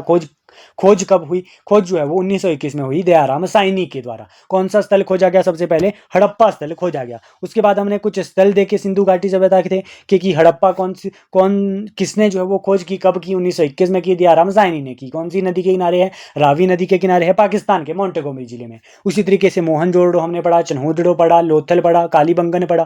तो ये सभी आपको ध्यान रखने हैं, ये स्थल जो हमने यहाँ पे डिटेल में बात की। उसके बाद हमने जो है वो कहाँ से, कौन से स्थल से कौन से साक्ष्य मिले हैं उसकी बात की। हड़प्पा से R37 जो है वो कब्रिस्तान मिला। मोहनजोदड़ो से जो है वो विशाल स्नानागार, विशाल अन्नागार, कांसे की नर्तकी की मूर्ति मिली। रोपड़ जो है वो स्वतंत्रता के बाद सबसे ज्यादा स्थल सिंधु घाटी सभ्यता के यहाँ खोजे गए। कालीबंगन से चूड़ियाँ मिली। ये सभी आपको ध्यान रखना है। चन्होदड़ो एक औद्योगिक नगर था। लोथल से जो है वो बंदरगाह के साक्ष्य मिलते हैं। धौलावीरा में जो है वो drainage system, water drainage system जो है वो अच्छा था। उसके बाद हमने कुछ और इंपॉर्टेंट पॉइंट देखे, जैसे कि सिंधु घाटी सभ्यता एक नगरीय सभ्यता थी, मातृसत्तात्मक समाज था, भाव चित्रात्मक लिपि थी, धातु कौन सी? कांस्य युगीन सभ्यता। कांसा जो है वो इस यहाँ पे जो है वो डिस्कवर हो जाता है इस टाइम पीरियड में। पवित्र पशु कौन सा था? कृषि जो है वो मुख्य व्यवसाय था। उसके बाद जो हमने देखा कि सिंधु घाटी सभ्यता के समकालीन जो है वो मेसोपोटामिया की सभ्यता थी, मिस्र की सभ्यता थी। मेसोपोटामिया की सभ्यता जो है वो विश्व की सबसे प्राचीन सभ्यता है, और जो मिस्र की सभ्यता है वो नील नदी के किनारे है। ये हमने यहाँ से पढ़ा। इसके बाद जो है वो हम जो है वो वैदिक सभ्यता के बारे में आज पढ़ने वाले हैं। वैदिक सभ्यता का टाइम पीरियड जो है वो क्या है? 1500 ईसा पूर्व से लेकर 600 ईसा पूर्व जो है वो वैदिक सभ्यता का टाइम पीरियड आप याद रखेंगे। इन वैदिक सभ्यता जो है वो सबसे पहले हमने सिंधु घाटी सभ्यता का पता तो हमें स्थलों के माध्यम से पता चलता है, जो हमें साक्ष्य मिलते हैं कि इस टाइम पे ऐसी सभ्यता होगी, खोज हुई, स्थल जो है वो फाइंड आउट हुए। अब ये वैदिक सभ्यता का पता हमें कहाँ से चलता है? वेदों से चलता है। नेम से ही क्लियर होता है। वेदों में हम पढ़ते हैं कि इस टाइम पे जो है वो इस प्रकार की सभ्यता होती थी। जो ये वैदिक सभ्यता है इसे हम जो है वो अब पढ़ने वाले हैं। तो डिटेल में हम जानते हैं, शुरुआत करते हैं वैदिक सभ्यता से। टाइम पीरियड हमने यहाँ पे बात कर ली। जो ये वैदिक सभ्यता है, देखिए जो ये वैदिक सभ्यता है, वैदिक सभ्यता को भी जो है वो फर्दर दो भागों में हम विभाजित करते हैं। एक है ऋग्वैदिक काल, एक है उत्तर वैदिक काल। देखिए वैदिक सभ्यता का जो टाइम पीरियड है वो है 1500 ईसा पूर्व से लेकर 600 ईसा पूर्व। इसी टाइम पीरियड को दो भागों में बांट दिया। अब हम सबसे पहले 1500 ईसा पूर्व से 1000 ईसा पूर्व BC बिफोर क्राइस्ट जो है वो उसे ऋग्वैदिक काल कहा, जिसे पूर्व वैदिक काल भी कह सकते हैं। और जो 1000 ईसा पूर्व से लेकर 600 ईसा पूर्व का जो टाइम पीरियड है वो है उत्तर वैदिक काल। तो ये दो भागों में हमने वैदिक काल को भी बांट दिया। ओके जी, ऋग्वैदिक काल की इस टाइम पे ऋग्वैदिक काल का जो सोर्स है वो हमें ऋग्वेद देखने को मिलता है, और जो उत्तर वैदिक काल है, उत्तर वैदिक काल की जानकारी हमें बाकी जो 3 वेद है, हम जानते हैं 4 वेद है, एक सबसे प्राचीन वेद ऋग्वेद है, और जो 3 वेद जो हमारे बचे यजुर्वेद, सामवेद और अथर्ववेद, उसकी जानकारी जो है वो उत्तर वैदिक काल की जानकारी जो है वो इन 3 वेदों में है। ओके जी, बाद में करेंगे हम वेदों की बात भी, अभी हम ये वैदिक सभ्यता के बारे में जान लेते हैं। देखिए, और वैदिक सभ्यता आपको याद रखना है, कई बार क्वेश्चन पूछता है जो वैदिक सभ्यता है, जो ये टाइम पीरियड हम पढ़ रहे हैं 1500 ईसा पूर्व से लेकर 600 ईसा पूर्व, कि इस टाइम पे जो है वो लोग क्या कहलाते थे, यानी कि इस टाइम पे जो लोग होते थे उन्हें क्या कहते थे, उन्हें आर्य कहते थे। तो ये क्वेश्चन आप याद रखेंगे कि वैदिक सभ्यता के लोगों को क्या कहते थे, आर्य कहते थे। जो आर्य जो शब्द है वो 33 बार हमें ऋग्वेद में देखने को मिलता है, तो ये पॉइंट भी नोट कर लीजिए अपने पास कि 33 बार जो है वो आर्य शब्द जो है वो देखने को मिला है। आर्य शब्द जो है वो, ये आर्य शब्द है जो ऋग्वैदिक काल के लोग हैं उन्हें आर्य कहते थे। उनका अर्थ क्या है आर्य का? आर्य का अर्थ होता है कुलीन या फिर श्रेष्ठ, यानी कि जो परफेक्ट है, हम ये भी कह सकते हैं श्रेष्ठ या फिर कुलीन। ओके, आर्य कहाँ से आए थे, ये क्वेश्चन कई बार एचपी टेट एग्जाम में पूछा गया है कि जो आर्य है वो आए कहाँ से थे, कि ऋग्वैदिक काल सभ्यता के लोग हो, तो हम कह रहे हैं कि जो वैदिक काल में जो लोग होते थे तो उन्हें आर्य कहते थे। ये लोग आए कहाँ से थे? तो अलग अलग लोगों के जो है वो अलग अलग मत है। कई लोग कहते हैं कि मध्य एशिया से आए, कई लोग कहते हैं तिब्बत से आए हैं। तो यहाँ पे क्वेश्चन पूछा जाता है कि मैक्स मूलर जो है वो, मैक्स मूलर एक व्यक्ति है, वो कहते हैं कि जो आर्य थे वो मध्य एशिया से आए थे। ये क्वेश्चन कई बार एचपी टेट एग्जाम में रिपीट हो चुका है कि मैक्स मूलर के अनुसार आर्य कहाँ से आए थे, मध्य एशिया से आए थे। तो ये पॉइंट आप नोट करके रखिए। बाल गंगाधर तिलक के अनुसार, बीजीटी के अनुसार जो है वो आर्य जो है वो उत्तरी ध्रुव से आए थे। तो ये बाल गंगाधर तिलक ये कहते हैं। दयानंद सरस्वती कुछ और ही कहते हैं। दयानंद सरस्वती जी कहते हैं तिब्बत से जो है वो आर्य आए थे। और एक है भगवान दास गिडवानी जी। भगवान दास गिडवानी जी कहते हैं कि भारत के लोग ही जो है वो आर्य कहलाते हैं। सिद्धेशी मत था, यानी कि भारत के लोगों को ही आर्य कहा है किसने? भगवान दास गिडवानी के द्वारा। मोस्ट बार तो जो है वो मैक्सवेल जो है मैक्स मूलर से ही जो है वो क्वेश्चन देखने को मिलता है कि मैक्स मूलर क्या कहते हैं कि आर्य कहाँ से आए थे, मध्य एशिया से आए हैं। ज़्यादा अप्रोप्रिएट जो है वो यही है, मैक्स मूलर वाला। तो ये पॉइंट आप नोट करके रखेंगे कि आर्य जो है वो कौन है और कहाँ से आए थे। नेक्स्ट हम बात करते हैं वैदिक सभ्यता की। वैदिक सभ्यता की जानकारी हमें कहाँ से मिलती है? वेदों से मिलती है। तो हमें वेदों के बारे में जानना पड़ेगा। सबसे पहले वेद क्या है? वेद आप जानते हैं कि भारत के सर्वप्राचीन धर्म ग्रंथ होते हैं वेद। ओके जी, भारत के सर्वप्राचीन धर्म ग्रंथ है वेद। जो ये वेद है, वेद के रचयिता संकलनकर्ता कौन है? महर्षि कृष्णद्वैपायन वेद व्यास जी जो है वो वेदों की संकलन करता है। ये आप सभी जानते हैं। वेदों की संख्या कितनी है? 4 है। ये भी आपको पता होगा। सब जो है वो 4 वेद है। सबसे प्राचीन वेद ऋग्वेद है, सामवेद, यजुर्वेद और अथर्ववेद। अगर आपसे पूछे सबसे आधुनिक वेद, सबसे नया वेद कौन सा है, तो वो है अथर्ववेद। और सबसे प्राचीन वेद ऋग्वेद है। कितनी वेदों की संख्या है? 4 है। ये भी आप जानते होंगे। ओके जी, नेक्स्ट हम बात करते हैं कि वेदों से अगर आपसे डिटेल में क्वेश्चन पूछा जाएगा तो कहाँ से पूछा जाएगा। देखिए, आपसे वेदों से अगर आपसे क्वेश्चन पूछा जाएगा तो हम यहाँ पे कवर कर लेते हैं। सबसे पहले आपको ऋग्वेद के बारे में क्या जानना है। 4 वेद है। ऋग्वेद सबसे प्राचीन वेद है, ये आपको पता है। सबसे जो है वो आपसे एक क्वेश्चन पूछा गया था एचपी टेट एग्जाम में कि असतो मा सदगमयो, ये जो लाइन है ये कहाँ से ली गई है, ये कौन से वेद से ली गई है? तो ये ऋग्वेद से ली गई है। असतो मा सदगमय, ये सबने पढ़ी होती है ये लाइन। पूछा जाता है कि कितने मंडल है ऋग्वेद में, तो 10 मंडल है ऋग्वेद में। और कितने सूक्त या फिर कितने श्लोक है? 1028 जो है वो श्लोक ऋग्वेद में है, वर्णन मिलता है। तो ये सभी बातें ऋग्वेद के बारे में है। मैंने आपको बताया 10 मंडल है, तो ये 10 ही मंडल जो है वो इंपॉर्टेंट हो जाते हैं। कौन कौन से मंडल इंपॉर्टेंट है जहाँ से क्वेश्चन देखने को मिलता है? देखिए, सबसे पहले तीसरा मंडल आप ये याद रखिए ऋग्वेद का। तीसरे मंडल में क्या है? तीसरे मंडल में ऋग्वेद में गायत्री मंत्र का उल्लेख मिलता है। गायत्री मंत्र जो है वो, गायत्री मंत्र के संकलनकर्ता कौन है? गायत्री मंत्र के संकलन करता है विश्वामित्र जी ने जो है वो गायत्री मंत्र लिखा था, जो कि सूर्य देवता व पुत्री सावत या फिर सूर्य पुत्री सावित्री को समर्पित है। ये क्वेश्चन भी कई बार डिफरेंट एग्जाम में देखने को मिला है कि गायत्री मंत्र जो है वो किसको समर्पित है। गायत्री मंत्र जो है वो सूर्य देवता व पुत्री सावित्री को जो है वो समर्पित है। तीसरे मंडल में गायत्री मंत्र का उल्लेख है। ये पॉइंट आपको पता होना चाहिए। नेक्स्ट हम बात करते हैं 10वें मंडल में से 7वां मंडल। 7वां मंडल इंपॉर्टेंट है। क्यों इंपॉर्टेंट है? क्योंकि यहाँ से क्वेश्चन पूछा जाता है कि दशराग युद्ध, एक युद्ध का वर्णन जो है वो इस ऋग्वेद के 7वें मंडल में देखने को मिलता है। और वरुण देवता का को भी जो है वो ये 7वां मंडल समर्पित है। दशराग युद्ध के बारे में जान लेते हैं। दशराग युद्ध कौन से मंडल में है? 7वें मंडल में ये दशराग युद्ध है। कब ये युद्ध हुआ था? 900 ईसा पूर्व में ये युद्ध होता है, दशराग युद्ध। कौन सी नदी के किनारे होता है? रावी नदी के किनारे होता है। ये क्वेश्चन भी पूछा जाता है। किसके बीच ये युद्ध होता है? ये होता है राजा सुदास के बीच में और 10 राजाओं के बीच में ये युद्ध होता है, इसीलिए दशराग युद्ध इसे कहा गया है। 10 राजाओं के साथ युद्ध होता है राजा सुदास का। जो है वो राजा सुदास के जो है वो एक तरीके से सलाहकार जो है वो ऋषि वशिष्ठ थे, और जो ये 10 राजा थे इनके सलाहकार थे विश्वामित्र जी इनके सलाहकार थे। इस युद्ध में जो है वो विजय राजा सुदास की होती है। 10 राजाओं से राजा सुदास जीतते हैं। ये पॉइंट भी आपको पता होना चाहिए। कौन से मंडल में, ऋग्वेद के कौन से मंडल में इनका उल्लेख है? 7वें मंडल में दशराग युद्ध का उल्लेख है, तो ये आपको क्लियर होना चाहिए। उसके बाद 10वें मंडल की बात करते हैं। लास्ट मंडल जो है वो ऋग्वेद का है, 10वां मंडल। इसमें काय की बात हो रही है? इसमें जो है वो वर्ण व्यवस्था या फिर जाति व्यवस्था या फिर पुरुषुक्त हम इसे कहते हैं, उसकी बात इस 10वें मंडल में होती है। ये वर्ण व्यवस्था क्या है? यानी कि जाति व्यवस्था, यानी कि ब्राह्मण, क्षत्रिय, वैश्य, शूद्र, इस तरीके से जो है वो समाज को बांटा जाता है। किस आधार पे इस समय पे बांटा जाता था? तो इस समय पे जो है वो कर्म के आधार पर, काम जैसा लोग करते थे उस आधार पे जो है वो बांटा गया था। जो है वो हम जो है वो यहाँ पे वेदों की बात कर रहे हैं। वेदों में ऋग्वैदिक काल में, जैसे कि कोई शिक्षा का काम करता था तो उसे ब्राह्मण कहते थे, कोई जो है वो रक्षा का काम करता था तो उसे क्षत्रिय कहते थे। तो इस तरीके से पहले काम के हिसाब से जो है वो बांटा गया था ऋग्वैदिक काल में। तो ये आपको ध्यान रखना है। कौन से मंडल में इसका उल्लेख है?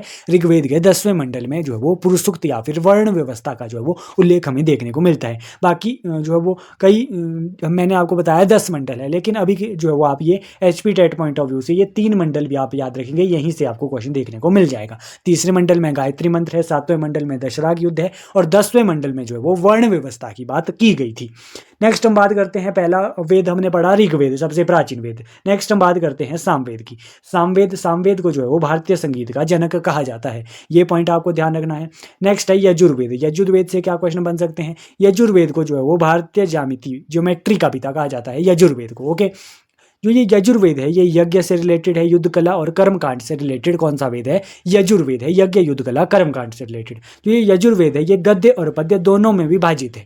गद्य और पद्य, गद्य यानी कि कविताओं के रूप में है, पद्य यानी कि पैराग्राफ फॉर्म में है। तो इस तरीके से ये दोनों में ये जो है वो विभाजित है यजुर्वेद। जो गद्य और पद्य दोनों में विभाजित होते हैं उसे चंपू काव्य भी कहते हैं। तो यहाँ से यही क्वेश्चन बनते हैं यजुर्वेद से कि ज्योमेट्री का पिता, ज्यामिति का पिता यजुर्वेद है। यज्ञ, युद्ध कला और कर्मकांड से रिलेटेड है। ये गद्य और पद्य दोनों में ये होता है यजुर्वेद। ओके, नेक्स्ट है अथर्ववेद। अथर्ववेद इंपॉर्टेंट है, आपसे पूछा जाए सबसे आधुनिक वेद, सबसे नया वेद कौन सा है, तो अथर्ववेद है। ये क्लियर होना चाहिए। अथर्व का जो है वो अर्थ क्या है? अथर्व का अर्थ होता है पवित्र जादू। ये पॉइंट ध्यान रखिए। जो ये अथर्ववेद है ये वेद त्रयी का हिस्सा नहीं है। वेद त्रयी का है, वेद त्रयी जो है वो वेद त्रयी में 3 वेद आते हैं, एक है ऋग्वेद, एक है सामवेद, यजुर्वेद। ये नया वेद है सबसे अथर्ववेद, ये जो है वो वेद त्रयी का हिस्सा नहीं है। ये आपको क्लियर होना चाहिए। जो ये अथर्ववेद है ये जादू टोना, तंत्र मंत्र, वशीकरण, कन्या जन्म की निंदा, इससे ये रिलेटेड है। चिकित्सा तंत्र मंत्र, प्रजापति की पुत्री, सभा और समिति का वर्णन भी अथर्ववेद में है। तो ये सभी पॉइंट जो यहाँ पे लिखे हैं यही आपसे क्वेश्चन में पूछे जाएंगे अगर अथर्ववेद से क्वेश्चन बनता है। आप विश्वास मानिए, जो मैंने आपको यहाँ पे प्रोवाइड जो है वो यहाँ पे ये कंटेंट प्रोवाइड किया है, यहीं से आपको क्वेश्चन देखने को मिलेंगे। वीडियो की लेंथ भले ही ज़्यादा है, लंबी जो है वो यह होने वाली है, लेकिन जो है वो क्वालिटी कंटेंट यहाँ पे आपको प्रोवाइड कर दिया गया है। तो ये सभी वेदों का कंसेप्ट हमने पढ़ा, 4 वेद, ऋग्वेद, यजुर्वेद, सामवेद और अथर्ववेद की बात हमने यहाँ पे कर ली। नेक्स्ट हम देखते हैं, नेक्स्ट हम बात करते हैं वेदों के कुछ उपवेद है और उन्हें उनके पढ़ने वाले ऋषियों को क्या कहते हैं। यहाँ से भी क्वेश्चन देखने को मिलता है। वेद, सबसे पहले ऋग्वेद की बात करते हैं। ऋग्वेद का जो उपवेद है उसे आयुर्वेद जो है वो ऋग्वेद का उपवेद है। ऋग्वेद के ऋषियों को, पढ़ने वाले ऋषियों को क्या कहते हैं? होत्री कहते हैं। ये पॉइंट भी ध्यान रखिए। सामवेद का जो उपवेद है वो है गंधर्व वेद। गंधर्व वेद के जो है वो पढ़ने वालों सामवेद को पढ़ने वाले ऋषियों को उदात्री या फिर उद्गाता कहते हैं। ये पॉइंट भी होना चाहिए। यजुर्वेद का उपवेद है धनुर्वेद। धनुर्वेद के जो है वो ये जो यजुर्वेद है उन्हें पढ़ने वालों को अथर्ववेद कहते हैं। अथर्ववेद का उपवेद है शिल्पवेद। अथर्ववेद जो है वो अथर्ववेद पढ़ने वाले ऋषियों को ब्रह्मा कहा जाता है। तो ये चारों पॉइंट यहाँ से क्लियर हो गए। उपवेद आपको याद रखने हैं चारों वेदों के, और उनके पढ़ने वाले ऋषियों को क्या कहते हैं, ये चारों पॉइंट भी क्लियर होने चाहिए। क्वेश्चन बन सकता है किसी भी फॉर्म में। उसके बाद स्मृति क्या होता है? स्मृति भी जो है वो वैदिक स्मृति क्या होता है? वैदिक समाज की आचरण नियमावली को, जो वैदिक समाज है उसकी आचरण नियमावली को क्या कहते हैं? स्मृति कहते हैं। यही आपसे क्वेश्चन पूछा जा सकता है। सबसे जो है वो पुरानी स्मृति कौन सी है, ये क्वेश्चन पूछा जा सकता है। तो मनुस्मृति सबसे पुरानी स्मृति है। ओके, नेक्स्ट हम बात करते हैं उपनिषदों की। उपनिषद से भी एचपी टेट एग्जाम में क्वेश्चन बनते हैं। उपनिषद को जो है वो वेदांत भी कहते हैं। उपनिषद का अर्थ कई बार पूछा जा सकता है कि उपनिषद का अर्थ क्या है। उपनिषद दो शब्दों से मिलकर बना है, उपजमा निषद। उपनिषद का अर्थ होता है गुरु के समीप बैठकर ज्ञान प्राप्त करना। तो ये क्वेश्चन भी कई बार पूछा जा सकता है। जो ये वेदांग है, वेदांगों की संख्या कितनी है? वेदांग 6 है। पुराणों की संख्या कितनी? 18 है। जो ये कुल उपनिषद है, उपनिषद टोटल कितने हैं? जो हम उपनिषद की बात कर रहे हैं, गुरु के समीप बैठकर ज्ञान प्राप्त करना, ये उपनिषद का अर्थ है। उपनिषदों की संख्या है, कुल उपनिषद है 108। पुराण कितने हैं? 18 है। वेदांग कितने हैं? 6 है। ये पॉइंट क्लियर होने चाहिए। सबसे पुराना उपनिषद कौन सा है? सबसे पुराना उपनिषद जो है वो छंदोग्य उपनिषद है, ये आपको ध्यान रखना है। सबसे नया उपनिषद कौन सा है? मैत्रेयणी उपनिषद है। जैसे आपने वेद याद किया कि सबसे पुराना वेद कौन सा है, सबसे पुराना वेद ऋग्वेद है, उसी तरीके से सबसे पुराना उपनिषद है छंदोग्य उपनिषद। सबसे नया उपनिषद कौन सा है? मैत्रेयणी उपनिषद। ओके, सबसे बड़ा उपनिषद कौन सा है? बृहदारण्यक उपनिषद। और सबसे छोटा उपनिषद कौन सा है? मांडुक्य उपनिषद है। तो ये चारों पॉइंट ध्यान होने चाहिए। क्वेश्चन पूछा जा सकता है कि कौन से उपनिषद से जो है वो सत्यमेव जयते जो है वो ये लिया गया है। तो मांडुक्य उपनिषद जो सबसे छोटा उपनिषद है उससे जो है वो सत्यमेव जयते जो है वो लिया गया है। क्वेश्चन पूछा जा सकता है कि तमसो मां ज्योतिर्गमय, ओम शब्द याज्ञवल्क्य, जो ये याज्ञवल्क्य जो और गार्गी संवाद, एक संवाद है, ये जो है वो सत्यमेव जयते और ओम शब्द ये कौन से उपनिषद से लिए गए हैं? तो ये बृहदारण्यक उपनिषद से लिए गए हैं, जो कि सबसे बड़ा उपनिषद है। तो 108 में से सबसे बड़ा उपनिषद बृहदारण्यक उपनिषद है, जहां से ये शब्द दिए गए हैं, तमसो मां ज्योतिर्गमय और ये ओम शब्द और ये गार्गी संवाद, ये जो है वो बृहदारण्यक उपनिषद से दिए गए हैं। तो ये उपनिषद से रिलेटेड सभी पॉइंट हमने कवर कर लिए जो मोस्ट इंपॉर्टेंट है आपके एग्जाम पॉइंट ऑफ व्यू से। नेक्स्ट हम बात करते हैं, हम वैदिक सभ्यता के बारे में बात कर रहे हैं। वैदिक सभ्यता हमने पढ़ी, टाइम पीरियड क्या हमने पढ़ा था? वैदिक सभ्यता का टाइम पीरियड है कौन सा है? वैदिक सभ्यता का टाइम पीरियड है 1500 ईसा पूर्व से लेकर 600 ईसा पूर्व हम वैदिक सभ्यता का टाइम पीरियड बैठते हैं। उसी तरीके से हमने सिंधु घाटी सभ्यता पढ़ा था। सिंधु घाटी सभ्यता एक नगरीय सभ्यता थी। उसी तरीके से अगर आपसे पूछे वैदिक सभ्यता कैसी सभ्यता थी, तो वैदिक सभ्यता एक ग्रामीण सभ्यता थी, ये नगरीय सभ्यता नहीं थी। जो वैदिक सभ्यता है उसका समाज कैसा था? पितृसत्तात्मक समाज था, फादर डोमिनेंस था। जबकि हमने सिंधु घाटी सभ्यता में क्या पढ़ा? फीमेल का डोमिनेंस था, फीमेल की ज़्यादा जो है वो मनमर्जी चलती थी। ये आप ये इस तरीके से भी आप ये समझ सकते हो। तो पितृसत्तात्मक समाज, फादर या फिर जिसे कहते हैं मेल डोमिनेंस, हम इसे कह सकते हैं पितृसत्तात्मक समाज। तो ये जो है वो वैदिक समाज पितृसत्तात्मक समाज था। ओके, ये पॉइंट यहाँ से कवर हो गए।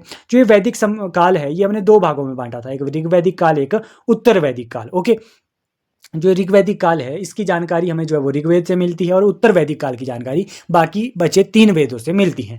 जो ऋग्वैदिक काल है ये 1500 ईसा पूर्व से लेकर 1000 ईसा पूर्व का टाइम है। यहाँ पे इस टाइम पे जो है वो मुख्य व्यवसाय क्या होता है? पशुपालन होता है। हमने सिंधु घाटी सभ्यता के टाइम का भी जो है वो मुख्य व्यवसाय पढ़ा था, क्या था? कृषि था। लेकिन ऋग्वैदिक काल समय आते आते क्या हो गया? पशुपालन लोग करने लगे। धातु इस टाइम डिस्कवर हो जाती है, कांसा धातु डिस्कवर हो जाती है। वर्ण व्यवस्था यानी कि जो हमने जो वो वर्ण व्यवस्था पढ़ा था, क्षत्रिय, ब्राह्मण, वैश्य, शूद्र, तो ये किस हिसाब से ये होती थी वर्ण व्यवस्था? काम के हिसाब से, जिस अकॉर्डिंग काम जो है वो लोग करते थे। शिक्षा देने का काम जो करता था उसे ब्राह्मण कहते थे। तो इस तरीके से कर्म पर आधारित ये वर्ण व्यवस्था ऋग्वैदिक काल में थी। उसी तरीके से गॉड जो है वो गॉड ऋग्वेद काल में, यानी कि भगवान किस देवता को मानते थे? तो इंद्र देवता को सबसे ज्यादा इस ऋग्वैदिक काल में मानते थे। अग्नि देवता और वरुण देवता को भी मानते थे, लेकिन जो है वो प्राइमरी गॉड जो है वो इंद्र देवता ही थे। प्रिय पशु उस टाइम कौन सा? प्रिय पशु जो है वो घोड़े को जो है वो ऋग्वैदिक काल में प्रिय पशु माना जाता था। पवित्र पशु गाय होती है। अधर्व्यू आई थिंक जो है वो गाय को कहा जाता था ऋग्वैदिक काल में, चेक कर लीजिएगा। सिंधु नदी जो है वो सर्वाधिक बार जो है वो सिंधु नदी का उल्लेख ऋग्वेद में मेंशन है। पवित्र नदी कौन सी थी इस टाइम पे? सरस्वती नदी को पवित्र नदी कहा जाता था। गंगा नदी आप टिक नहीं करेंगे, क्वेश्चन पूछा जाता है क्या ऋग्वैदिक काल की सबसे पवित्र नदी? तो कई बार जो है वो ऑप्शन में गंगा नदी दिया जाता है, तो स्टूडेंट्स क्या करते हैं? गंगा नदी टिक कर देते हैं। लेकिन नहीं, इस टाइम पे सरस्वती नदी को जो है वो पवित्र नदी माना जाता था। भगवान के शिव की पूजा जो है वो भगवान शिव की पूजा नहीं होती थी ऋग्वैदिक काल में। तो हमने ऋग्वैदिक काल की बात की कि क्या क्या होता था ऋग्वैदिक काल में, कब से 1500 ईसा पूर्व से लेकर 1000 ईसा पूर्व। उसके बाद 1000 ईसा पूर्व से लेकर 6000 ईसा पूर्व में क्या होता था कि पशुपालन की जगह जो है वो मुख्य व्यवसाय फिर से जो है वो कृषि हो गया, कृषि लोग करने लगे। धातु उस टाइम पे लोहा जो है वो डिस्कवर हो गया। कौन से काल में? उत्तर वैदिक काल में आते आते। सबसे पहले जो है वो हमने जो है वो नवपाषाण काल में पढ़ा था कि सबसे पहले तांबा जो है वो मनुष्य ने सबसे पहले खोजा। उसके बाद हमने कांस्य युगीन सभ्यता, सिंधु घाटी सभ्यता के लास्ट आते आते और जो है वो ऋग्वैदिक काल के स्टार्टिंग में जो है वो कांसा जो है वो कांसे की खोज हो गई। और जो उत्तर वैदिक काल है, यानी कि जो ये वैदिक काल है, इसके लास्ट में जो है वो लोहे की खोज भी हो जाती है। नेक्स्ट हम बात करते हैं कि उस उत्तर वैदिक काल में जो है वो, इस उत्तर वैदिक काल में वर्ण व्यवस्था, जो हमने बात की ऋग्वैदिक काल में कि इस टाइम पे कर्म पे आधारित जो है वो वर्ण व्यवस्था होती थी, लेकिन उत्तर वैदिक काल में क्या होती थी? जाति सिस्टम, जो ये कास्ट सिस्टम है, ये उत्तर वैदिक काल का है कि जो है वो जन्म के आधारित पे जो है वो वर्ण व्यवस्था कर दी। जैसे कि कोई ब्राह्मण होगा, ब्राह्मण का बेटा आगे क्या होगा? ब्राह्मण ही होगा। जैसे क्षत्रिय, क्षत्रिय का आगे जो है वो जो पुत्र होगा वो भी क्या होगा? क्षत्रिय होगा। तो ये जन्म पर आधारित कर दिया। लेकिन वैदिक काल में क्या होता था कि जैसा काम करते थे, कर्म पे आधारित ये वर्ण व्यवस्था होती थी। तो ये जो है वो उत्तर वैदिक काल में हुआ। उस टाइम पे जो गॉड होते थे, जो भगवान, कौन से भगवान पे मानते थे? प्रजापति। प्रजापति को जो है वो वैल्यू होती थी ईश्वर के रूप में। जैसे ऋग्वैदिक काल में इंद्र देवता को मानते थे, उसी तरीके से उत्तर वैदिक काल में प्रजापति को मानते थे। तो ये आपको सभी पॉइंट हमने वैदिक काल के भी जो है वो यहाँ पे डिस्कस कर लिए। तो हमने जो है वो वैदिक काल में क्या क्या पढ़ा? हमने वैदिक काल को 2 भागों में विभाजित किया था, देख लेते हैं। एक है ऋग्वैदिक काल, एक है उत्तर वैदिक काल। टाइम पीरियड आप नोट करके रखिए। वैदिक सभ्यता के लोगों को आर्य कहते थे। आर्य जो है वो मध्य एशिया से आए थे, ये मैक्स मूलर का मत है। और भी बहुत सारे मत थे, आपको ध्यान रखने हैं। वेदों के बारे में हमने पढ़ा, 4 वेद, ऋग्वेद, सामवेद, यजुर्वेद और अथर्ववेद। ऋग्वेद सबसे पुराना वेद, सबसे नया वेद अथर्ववेद। डिटेल में हमने देखा 10 मंडल और 1028 श्लोक थे ऋग्वेद में। तो हमने जो वो कौन कौन से मंडल आपको ध्यान रखने हैं, ये पॉइंट भी आपको ध्यान में रखने हैं कि मैंने आपको कौन कौन से मंडल ध्यान रखने को कहा है।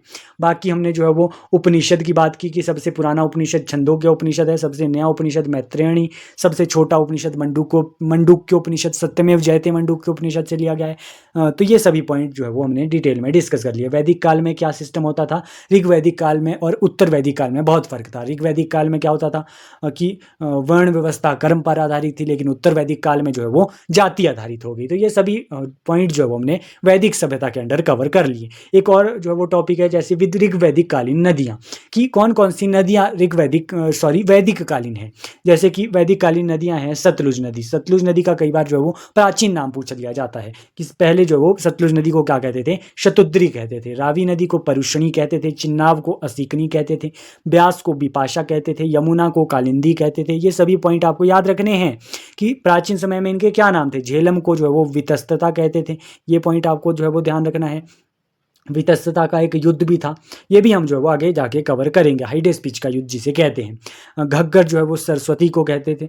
घग्गर आजकल ये आधुनिक नाम है, ये घग्गर सरस्वती नदी को जो है वो घग्गर कहते थे।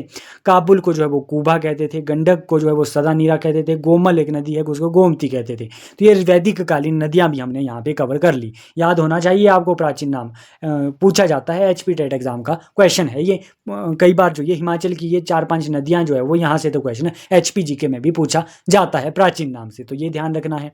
नेक्स्ट हम बात करते हैं, अब हम बौद्ध धर्म और जैन धर्म के बारे में डिटेल में बात करने वाले हैं। तो हमने सबसे पहले यहाँ पे सिंधु घाटी सभ्यता को कवर कर लिया है, उसके बाद हमने वैदिक सभ्यता के बारे में जान लिया है। अब हम जो है वो बौद्ध धर्म के बारे में जानेंगे। देखिए, बौद्ध धर्म को जानने से पहले आप जो है वो एक कमेंट बॉक्स में एक जो है वो क्वेश्चन का आंसर बताएंगे, रिवीजन हो जाएगा। देखिए, क्वेश्चन है कि जो मैक्स मूलर है, मैक्स मूलर के अनुसार जो है वो आर्य, मैंने आपको बताया था वैदिक सभ्यता के लोग आर्य थे। तो मैक्स मूलर के अकॉर्डिंग जो है वो आर्य कहाँ से आए थे, ये आप कमेंट बॉक्स में बताएंगे। और आप एक और क्वेश्चन का आंसर बताएंगे कि जो सिंधु घाटी सभ्यता है उसका सबसे पुराना स्थल कौन सा है, सबसे पहले खोजे जाने वाला स्थल कौन सा है और सबसे बड़ा स्थल कौन सा है, ये आप 3 क्वेश्चन कमेंट बॉक्स में जो है वो बताएंगे। तो ये हमने जो है वो यहाँ से सिंधु घाटी सभ्यता और वैदिक सभ्यता की बात भी कर ली। अब हम जो है वो बौद्ध धर्म के बारे में बात करने वाले हैं। अगर आपको वीडियो पसंद आ रही है, हमारा कंटेंट समझ आ रहा है, तो आप जो है वो हमारे जो है वो लाइक कीजिए, चैनल को जो है वो सब्सक्राइब कीजिए, वीडियो को ज़्यादा से ज़्यादा शेयर कीजिए ताकि और लोगों को भी यहाँ से हेल्प हो पाए। आप जो है वो कमेंट कीजिए, अगर कोई जो है वो टॉपिक समझ नहीं आता है, कोई पॉइंट समझ नहीं आता है, कमेंट कीजिए। आप ज़्यादा से ज़्यादा कमेंट कीजिए ताकि हमें ऐसी वीडियो बनाने की मोटिवेशन मिल सके। तो अब जो है वो हम बौद्ध धर्म की बात कर लेते हैं। आप जो है वो इस वीडियो को जो है वो अगर लंबी लग रही है, लेंथ अगर आपको ज़्यादा लग रही है, तो आप पार्ट में इस वीडियो को देख सकते हैं। तो इस तरीके से आप जो है वो बार बार इस जो मैंने आपको जो है वो ये पॉइंट्स जो लिखाए हैं, ये आप जो है वो आप जो समझेंगे और बार बार जब रिवाइज करेंगे आपको जो है वो ऑटोमेटिकली याद हो जाएंगे। नेक्स्ट हम बात करते हैं बौद्ध धर्म की, कि बौद्ध धर्म, सबसे पहले हम बात करते हैं कि बौद्ध धर्म के संस्थापक कौन थे। इंपॉर्टेंट है यहाँ से बौद्ध धर्म और जैन धर्म, यहाँ से तो क्वेश्चन देखने को बनेंगे ही बनेंगे। एक हम इंपॉर्टेंट है हमारे प्राचीन साहित्य, लास्ट टॉपिक हमारा इसके बाद वो भी रहेगा, जहाँ से तो एक क्वेश्चन आपको 100% देखने को मिलेगा। इसके लिए आपको क्या करना पड़ेगा, लास्ट तक वीडियो के साथ बने रहना पड़ेगा। एक एक पॉइंट आज इस वीडियो का इंपॉर्टेंट होने वाला है। ऐसी हिस्ट्री की जो वीडियोस है, इतनी कम वीडियोस में मुझे नहीं लगता कि यहाँ पे आपकी हिस्ट्री को कोई कवर कर सकता है। तो इस तरीके से आपका ये हिस्ट्री कवर की गई है इन 4 to 5 लेक्चर में, ताकि आपको जो है वो ज़्यादा से ज़्यादा आपको जो है वो जानकारी मिले और आप जो है वो HP टेट एग्जाम में आपकी हेल्प हो सके। तो आप वीडियो को लाइक कीजिए। सबसे पहले बौद्ध धर्म के संस्थापक है गौतम बुद्ध। गौतम बुद्ध को बौद्ध धर्म के संस्थापक कहा जाता है, आप सभी को ये जानते होंगे। बौद्ध धर्म से क्या क्या क्वेश्चन देखने को मिल सकते हैं वो हम सभी यहाँ पे डिस्कस कर लेते हैं। सबसे पहले आपसे पूछा जा सकता है कि गौतम बुद्ध इसके संस्थापक है बौद्ध धर्म के। गौतम बुद्ध के बचपन का क्या नाम था? गौतम बुद्ध के बचपन का नाम था सिद्धार्थ। तो ये पॉइंट आपको ध्यान रखना है। कुछ गौतम बुद्ध के और भी नाम थे, जैसे गौतम बुद्ध को क्या हुआ था, ज्ञान की प्राप्ति हुई थी। ज्ञान प्राप्ति के बाद गौतम बुद्ध को जो है वो गौतम बुद्ध कहा गया था। पहले बचपन में गौतम बुद्ध को सिद्धार्थ बचपन का नाम था। जैसे ही जो है वो सिद्धार्थ को जब जो है वो ज्ञान की प्राप्ति होती है, तो उसका तो सिद्धार्थ का नाम क्या पड़ गया, गौतम बुद्ध पड़ गया। ओके, उसके बाद ज्ञान प्राप्ति के बाद क्या किया, गौतम बुद्ध ने जो है वो उपदेश देना शुरू कर दिए। उपदेश प्रथम जब उपदेश दिया, जब फर्स्ट उपदेश दिया गौतम बुद्ध ने, तो जो है वो गौतम बुद्ध का नाम जो है वो तथागत उसके बाद से पड़ गया। तो ये तीनों नाम आपको क्लियर होने चाहिए। पूछा जा सकता है आपसे कि गौतम बुद्ध के अन्य नाम क्या है, क्या फिर पूछा जा सकता है कि इनमें से गौतम बुद्ध के नेम जो है वो कौन सा नहीं है। तो इस तरीके से डिटेल में क्वेश्चन बनेगा तो हम इजीली टिक कर लेंगे। नेक्स्ट है कि जो ये गौतम बुद्ध है, ये शाक्य कुल से जो है वो संबंधित का था। कौन से कुल से? शाक्य कुल से। लाइट ऑफ एशिया किसे कहा जाता है? मोस्ट इंपॉर्टेंट क्वेश्चन है, लाइट ऑफ एशिया। एशिया क्या जो है वो, लाइट ऑफ एशिया जो है वो गौतम बुद्ध को ही कहा जाता है। ये तो मोस्ट इंपॉर्टेंट पॉइंट है, पूछा जाता है ये पॉइंट भी बहुत से एग्जाम में। ये हमने जो है वो नेम जो है वो गौतम बुद्ध का यहाँ से कवर कर लिया।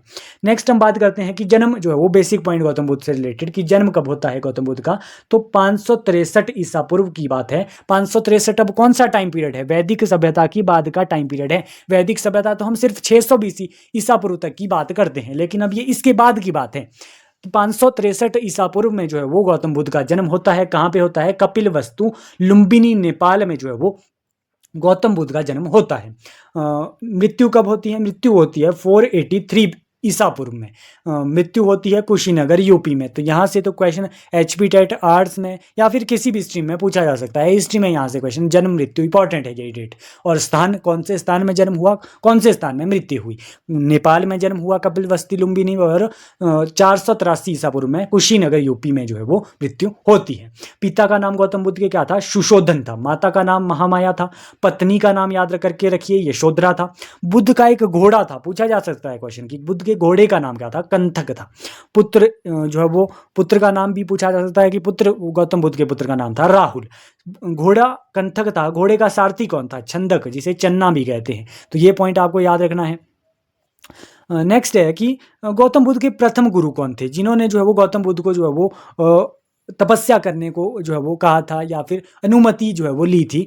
तो अलार कलाम से ने जो है वो गौतम बुद्ध के प्रथम गुरु थे। तो वैशाली में जो वो गौतम बुद्ध जाते हैं जो है वो इनसे शिक्षा ग्रहण करने, तो अलार कलाम जो है वो इनके गौतम बुद्ध के प्रथम गुरु थे, जिन्होंने जो है वो इन्हें तपस्या या फिर एक तरीके से ज्ञान प्राप्ति के लिए जो है वो अनुमति दी थी अलार कलाम ने। तो ये हमने सभी बेसिक पॉइंट गौतम बुद्ध से रिलेटेड आपको ध्यान रखने हैं कि माता का नाम क्या है, पिता का नाम क्या है, मृत्यु कहाँ पे हुई, जन्म क्या कहाँ पे हुआ, तो ये सभी पॉइंट इंपॉर्टेंट हो जाते हैं।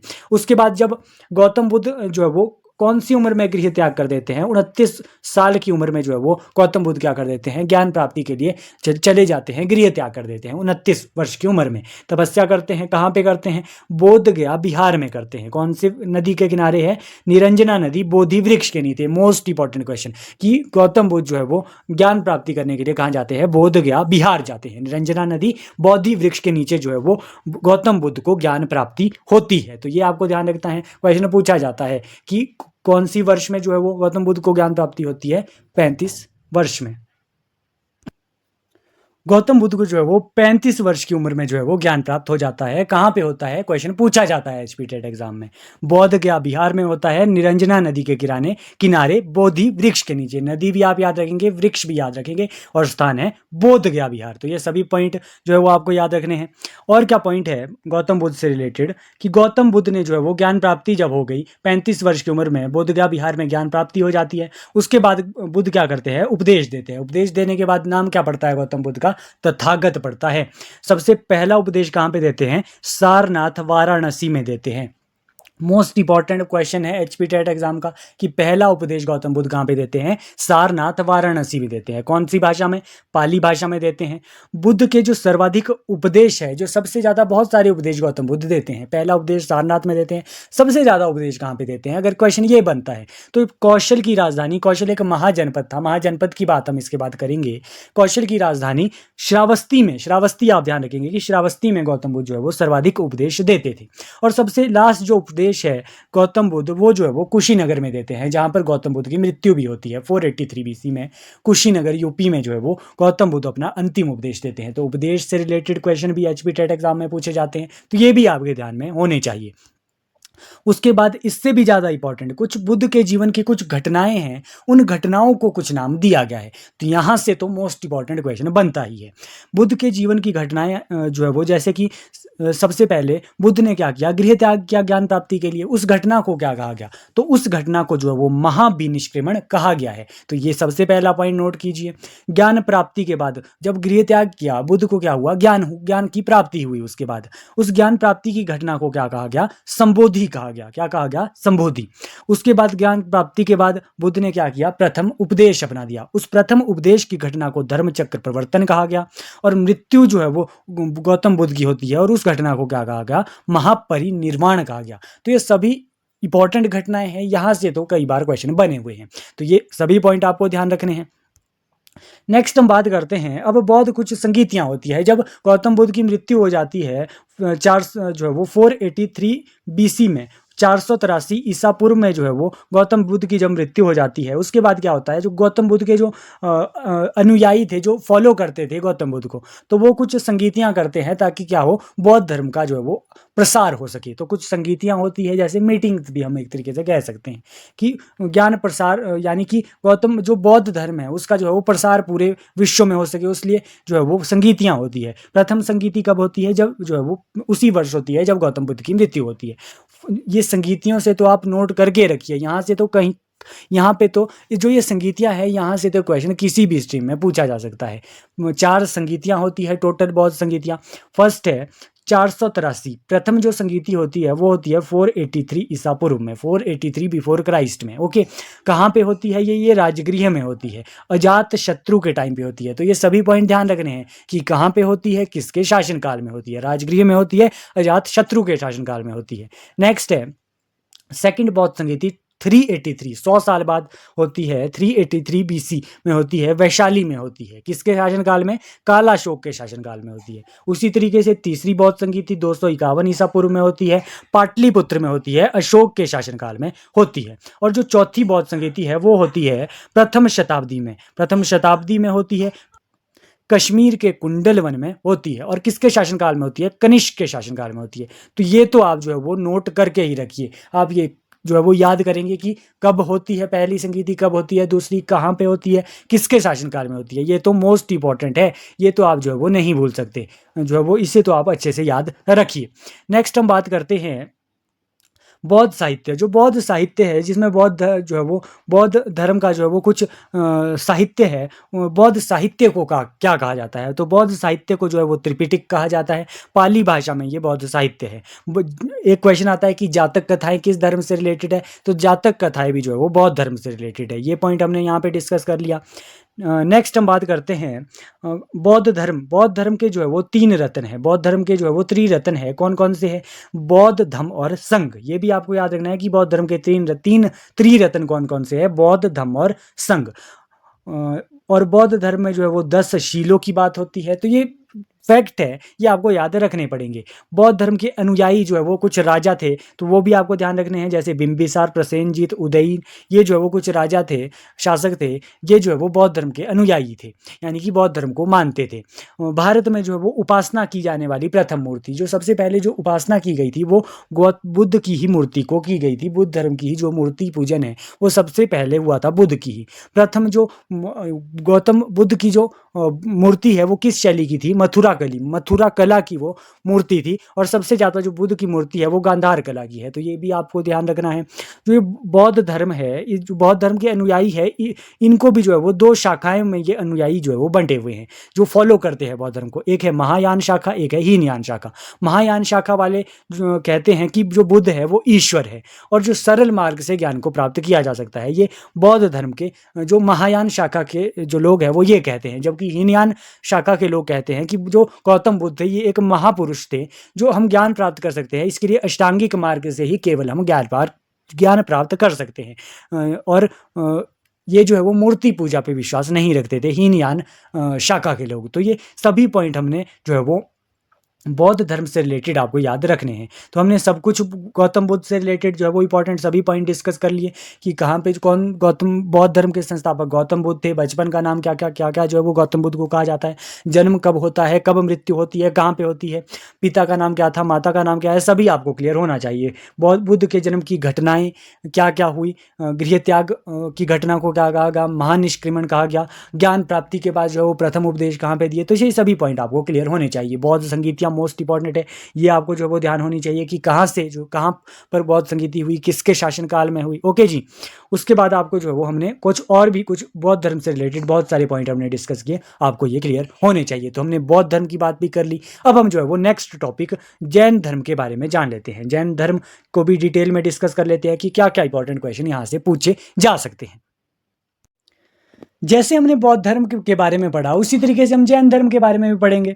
जैन धर्म में क्या है? जैन धर्म में एक सिस्टम होता है तीर्थंकर सिस्टम होता है। और बौद्ध धर्म में, जैन धर्म में आप याद रखेंगे कि जैन धर्म में क्या थे? टोटल 24 तीर्थंकर थे। तो सबसे पहला पॉइंट ये याद रखिए कि कैसा सिस्टम होता था? तीर्थंकर सिस्टम होता था। 24 तीर्थंकर होते हैं जैन धर्म में। और जिसमें से कि प्रथम तीर्थंकर जो है वो ऋषभदेव है। ऋषभदेव जो है वो ऋषभदेव क्योंकि फर्स्ट तीर्थंकर है जैन धर्म के, इसीलिए जैन धर्म के संस्थापक जो है वो कौन है? ऋषभदेव है, क्योंकि ये फर्स्ट तीर्थंकर है जैन धर्म के। इनका जो है वो चिन्ह जो है वो बैल है। तो ये भी आपको ध्यान रखना है।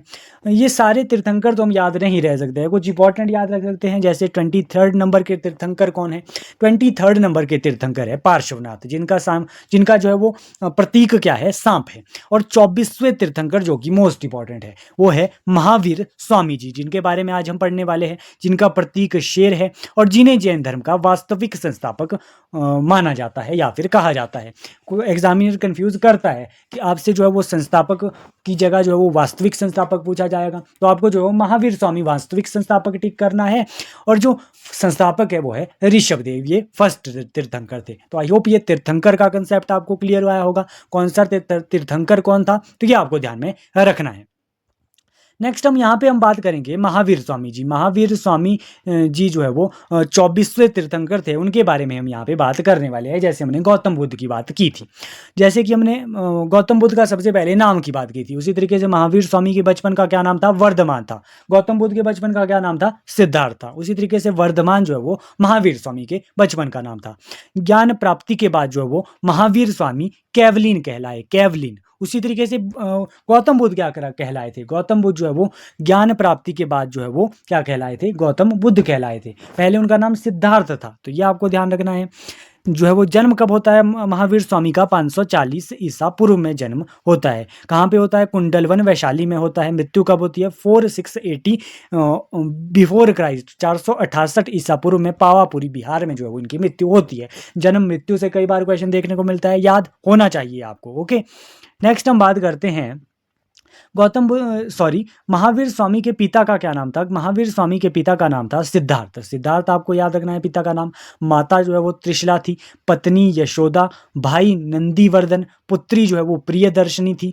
पुत्री और दामाद जो है वो महावीर स्वामी के जमाली थे। कहा जाता है कि जमाली जो है वो महावीर स्वामी के प्रथम शिष्य भी थे। तो ये भी आपको ध्यान होना चाहिए। ये सभी पॉइंट्स है, पूछा जाता है, माता का नाम पूछा जाता है, तो कुछ भी एग्जाम में आए हमने तो डिटेल में डिस्कस कर लिया है। ओके, अब जो है वो महावीर स्वामी जी को भी क्या होती है? ज्ञान की प्राप्ति होती है, जैसे गौतम बुद्ध को होती है। महावीर स्वामी भी जो है वो गृह त्याग कर देते हैं। कितनी वर्ष की उम्र में? 30 वर्ष की उम्र में महावीर स्वामी जी गृह त्याग कर देते हैं।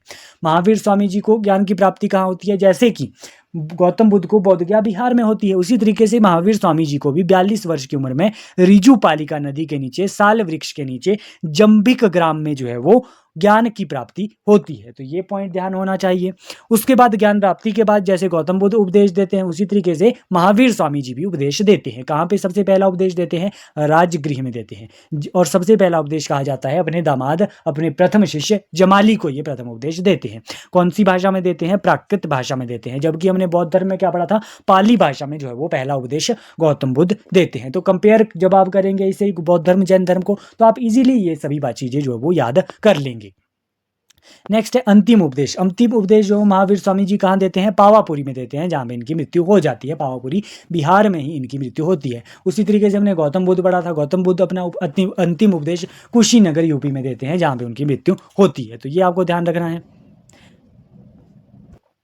और उसके बाद हम बात करते हैं जैन साहित्य की। जैसा हमने बौद्ध साहित्य पढ़ा, बौद्ध साहित्य को क्या कहते हैं? त्रिपिटक कहते हैं। उसी तरीके से जैन साहित्य को क्या कहते हैं? आगम कहते हैं। ये आपको ध्यान होना चाहिए। पूछा जाता है क्वेश्चन कि सबसे पुराना जैन धर्म ग्रंथ कौन सा है? तो सबसे पुराना जैन धर्म ग्रंथ है 14 पर्व। तो ये भी ध्यान रखना है। जैन धर्म के 3 रत्न कौन कौन से हैं? जैसे हमने बौद्ध धर्म में बौद्ध धम्म और जो है वो पढ़ा, त्रिरत्न थे बौद्ध धर्म के। उसी तरीके से जो है वो जैन धर्म के त्रिरत्न है सम्यक दर्शन, सम्यक ज्ञान और सम्यक आचरण। ये जो है वो जैन धर्म के 3 जो है वो त्रिरत्न थे। उसी तरीके से बौद्ध धर्म के भी आपको ध्यान होने चाहिए।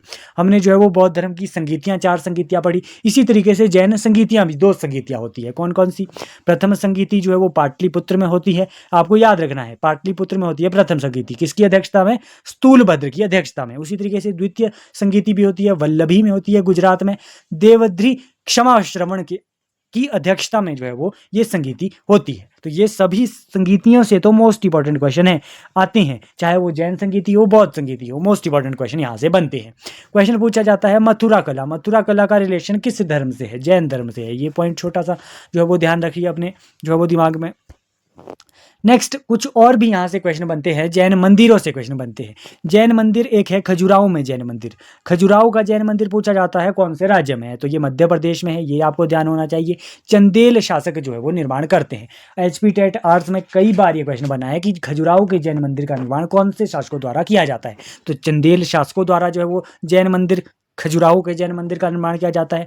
क्वेश्चन एक पूछा जाता है कि दिलवाड़ा के जैन मंदिर कहाँ पे है? दिलवाड़ा के जैन मंदिर राजस्थान में है। राजस्थान के माउंट आबू में दिलवाड़ा के जैन मंदिर है। एक है बाहुबली या फिर महाबली की मूर्ति। बाहुबली महाबली की मूर्ति कहाँ पे है? कौन से राज्य में है? तो ये जो है वो श्रवण बेलगोला में है, कर्नाटक में है। किसके द्वारा ये बनाया गया? ये जो है वो चामुंड शासकों द्वारा बनाया गया। तो ये दोनों पॉइंट ध्यान रखने हैं। चंदेल शासकों द्वारा खजुराहो के जैन मंदिर बनाए गए और जो है वो बाहुबली और महाबली की मूर्ति जो है वो चामुंड शासकों द्वारा कर्नाटक में बनाई गई थी। तो ये सभी पॉइंट जैन धर्म से रिलेटेड हमने डिस्कस कर लिए। तो हमने जो ये बौद्ध धर्म है, जैन धर्म है, ये भी डिटेल में डिस्कस कर लिए। सभी इंपॉर्टेंट पॉइंट हमने देख लिए। आपको सभी इंपॉर्टेंट पॉइंट जो है वो अच्छे से याद रखने हैं।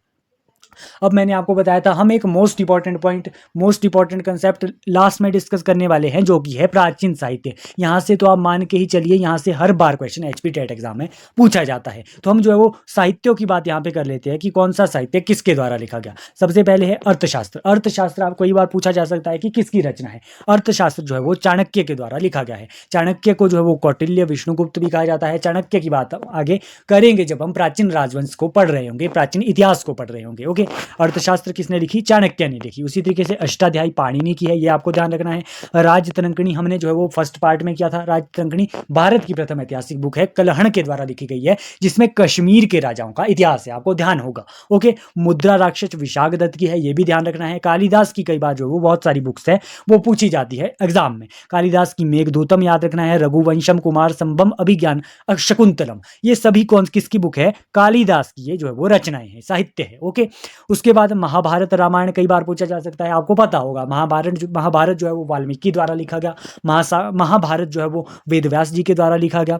उसके बाद कई बार क्वेश्चन पूछा गया एचपी एग्जाम में हर्षवर्धन की रचनाएं। हर्षवर्धन एक जो है वो राजा था, उसके बारे में हम आगे बढ़ेंगे। हर्षवर्धन की रचनाएं हैं रत्नावली, नागानंद और प्रियदर्शिका, ये आपको ध्यान रखना है। रत्नावली, नागानंद, प्रियदर्शिका जो है वो हर्षवर्धन की जो है वो रचनाएं हैं। कादंबरी, हर्षचरित्र, एक हर्षवर्धन के ही राज दरबार में एक कवि थे बाणभट्ट, जो है वो इनकी रचनाएं हैं कादंबरी और हर्षचरित्र। इंपॉर्टेंट है, बाणभट्ट पूछा गया है एग्जाम में, एचपी टेट एग्जाम में। ओके, उसके बाद पंचतंत्र किसकी रचना है? विष्णु शर्मा जी की रचना है पंचतंत्र। इंडिका एक है, इंडिका मेगास्थनीज है, मेगास्थनीज की जो है वो रचना है इंडिका।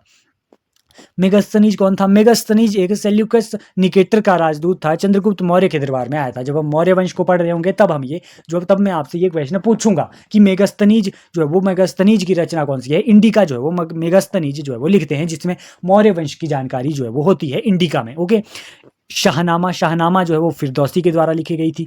किताब उल हिंद अलबरूनी की है। किताब उल यामिनी उत्बी की है।